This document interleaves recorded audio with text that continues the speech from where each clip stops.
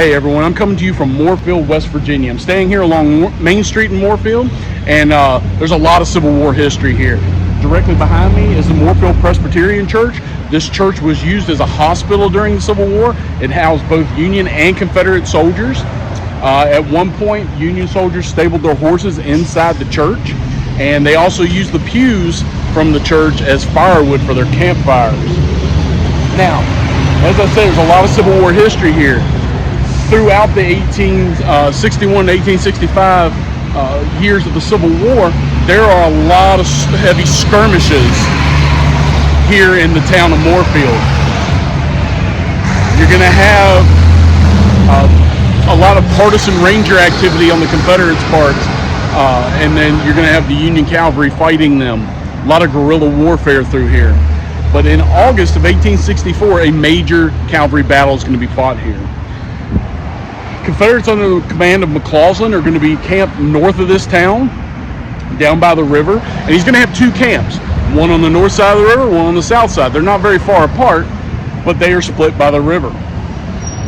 Union troops under William Averill are going to attack on the morning of August 7th, 1864, and they are going to drive into that first Confederate camp on the north side of the river. As they do so, the Confederates, many of them asleep, they don't have their horses saddled, are going to run in confusion. Now, they had just come back from a raid on Chambersburg, Pennsylvania, where the Confederates had captured a lot of stuff. And by capturing all that, they've got some impediments now. They are going to leave everything there. They're going to leave the horses, the guns, everything they've captured. They're getting the heck out of Dodge because the Union Army is on them. Averill will continue his attack after driving the north camp off, the south camp. While they will be somewhat alerted, the same thing is going to happen. They're just not expecting the Union Army to come in. They will begin to fall back through town. As they get here into the town, they'll start fighting here in downtown. And farther up on a hill, there's a cemetery. They're going to be fighting amongst the tombstones in that cemetery. This will be a major Union victory, however. The Confederates are overwhelmed, surprised, and they've got to get out of town.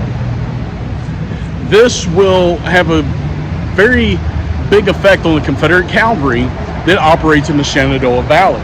The defeat here at Moorefield really hampers them and makes their force in the valley a whole lot less.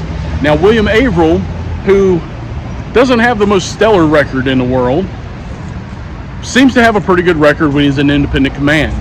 He will have 3 major victories under his belt in independent command.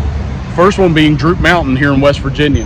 The second, Rutherford's Farm in the Shenandoah Valley near Winchester. And the third major victory, Moorefield, West Virginia.